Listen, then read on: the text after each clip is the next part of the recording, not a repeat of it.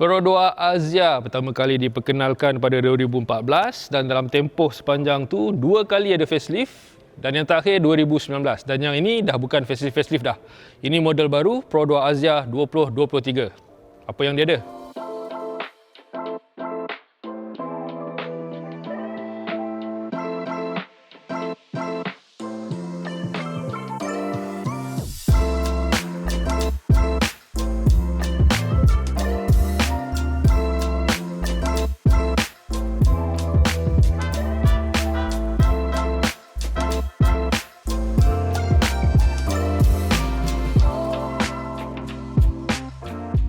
Semua sekali ada 4 varian ditawarkan, harga bermula RM40,000 sampai ke RM50,000. Tapi itu barang mahal lah sebab harga dah dekat dengan Myvi ni. Jadi kenapa dia mahal menurut Pro 2? Banyak benda lah sebab ini dah kereta yang lebih besar daripada Azia yang lama dan juga teknologi dia pun, kelengkapan ciri yang ada pun lain. Sebab apa lain? Ini model ketiga yang gunakan platform DNGA sebab sebelum ni kita ada Ativa, kita ada Alza. Myvi belum DNGA, yang ini lagi maju lah.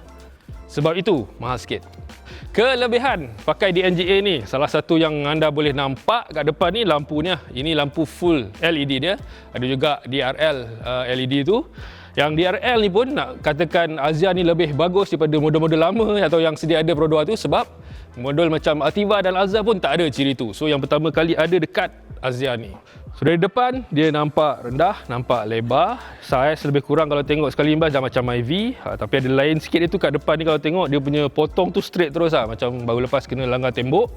Dahi dia pula ni besar sikit. Macam bagi ruang untuk orang tampal-tampal alfabet ke apa. Tapi harap-harap orang tak buat lah. Dan satu lagi rim dia. Gunakan rim yang sama macam Azia sebelum ni. Saiz pun 14 inci juga.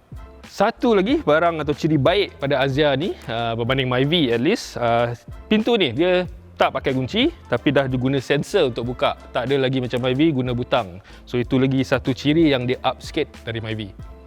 Dia satu lagi ciri rekaan yang Azia baru ni lari daripada Azia yang lama adalah bahagian belakang ni lah. Sebab kalau dulu kalau tengok cermin dia tu tegak je, dia punya potong tu macam sebaris. Dan yang sekarang ni dah tak ada, dia lebih ke arah Myvi. Dia punya slope tu lebih pandai sikit, so nampak lagi kemas, cantik mungkin. Kat belakang pula dia ringkas sebenarnya, banyak bahagian yang kosong walaupun dia banyak segi-segi dia tu dekat bumper misalnya. Tapi untuk lampu kalau kita tengok dia macam Myvi kat sini je tapi dia potong separuh dan bahagian tambahan dia tak ada. So dia nampak lagi simple, walaupun LED nampak cantik, gelap apa semua itu, cumanya lebih kurang, tak lari banyak dari yang ada kita tengok dekat Myvi tu.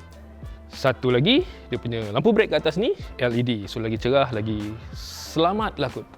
Dan satu lagi ciri menarik untuk Azia baru ni, nak buka dia dah ada butang lah kat bawah ni.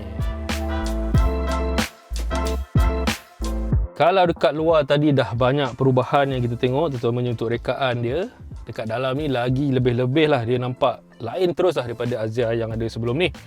Kalau kita tengok misalnya rekaan papan pemuka pun dah nampak benda tu lah, serba baru, lebih moden, lebih streamline, lebih kemas, dan nampak dia ada sportiness tu lah. Walaupun dia hanya untuk sebuah kereta compact, A segment dan model yang paling murah untuk Pro 2. Kelebihan kat dalam ni, kalau kita tengok meter kat depan ni, sekarang ni dah digital. Begitu juga kawalan aircon, ini benda yang kita pernah tengok dekat Myvi pun kawalan digital. Dan juga skrin besar ni lah, 9 inci. Beberapa hal yang sebelum ni pada Azia tak ada sebab itu dulu dia nampak sangat dia punya model paling murah, spek dia pun tak banyak, tapi yang sekarang ni dah nampak lagi premium sikit walaupun masih segmen sama. Yang pertama lah steering ni, sekarang untuk Azia 2023 dah boleh dilaraskan dan juga sudut steering tu lebih macam kereta lah. Kalau kita biasa dengan Myvi dia lebih kurang selesa macam tu, dia tak ada macam Azia yang dulu macam bawa van sikit rasa dia. Dan yang kedua pula, yang ni ciri yang saya sendiri paling suka adalah kerusi dia. Tengok rekaan, tengok dia punya kepak tu, tengok dia punya material yang dipakai, memang ini yang paling sedap, paling selesa. Mungkin juga seat Pro 2 yang paling best kot yang pernah ada dekat mana-mana model setakat ni. Walaupun dia kereta compact, saya yang tinggi 180cm ni pun tak ada masalah untuk duduk dengan selesa lah. Ruang kaki ada, ruang kepala pun ada. Cumanya sebab ada tambah lebar tadi tu, dia mungkin bagi keselesaan yang lebih. Kalau misalnya kat belakang ni nak duduk 3 orang, so itu lebih sedap, lebih senang duduk dekat Azia 2023 ni lah berbanding yang lama.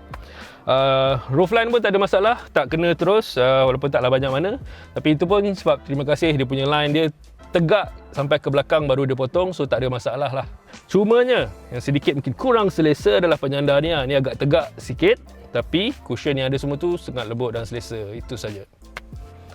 Dan juga boot ataupun ruang barang kat belakang ni pun lebih dalam, lantai dia lebih luas juga, yang membolehkan anda bawa banyak barang. Misalnya kalau perlu guna kereta ni untuk balik kampung. So itu memang dah dipikirkan siap-siap, tak ada masalah dengan Azia ni. Satu lagi pertambahan ciri yang perlu disebut dan sangat bagus untuk Azia ni, walaupun kebanyakannya itu hanya untuk varian paling tinggi AV, adalah aspek keselamatan lah. Ringkas cakap, kalau dulu ada 2 airbag saja, sekarang model AV ni dah ada 6 airbag. Dan juga ASA, ada AEB apa semua tu, ini versi 3.0 dah ada juga untuk Azia, untuk AV ni. Jadi dari segi pertambahan ataupun kelengkapan keselamatan, dia dah bukan lagi basic-basic dah, dia dah sama macam Myvi dan lain-lain dalam barisan model Pro 2. Untuk enjin, masih gunakan enjin yang sama, 1.0. Sorry tak ada turbo, tapi masih lagi NA macam biasa yang sebelum ni. Bising, ya ada bunyinya, tapi yang membezakan kali ini adalah dia punya transmission lah. Dah tak ada automatic yang sebelum ni, diganti dengan DCVT. Itu yang satu kelebihan yang bagi juga akhirnya menyumbang kepada penggunaan minyak yang menurut Pro 2 27 km per liter. Itu satu angka sebenarnya yang sangat bagus. Silat-silat kereta hybrid pun tak boleh dapat, susah macam tu. Jadi itulah dia serba sedikit tentang Pro 2 Azia 2023. Ini model serba baru, luar dan dalam rekaannya semua baru, dibikin oleh warga Malaysia untuk Malaysia.